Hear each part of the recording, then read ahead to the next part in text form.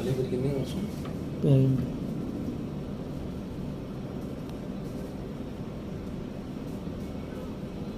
జీవం రాదు, సిద్ధమైపోయింది.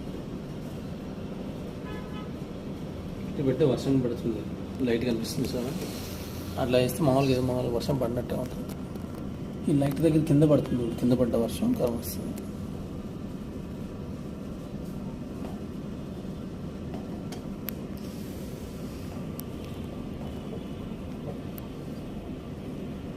Botanical garden అంతా పీల్చుకుంటుంది భూమిలో.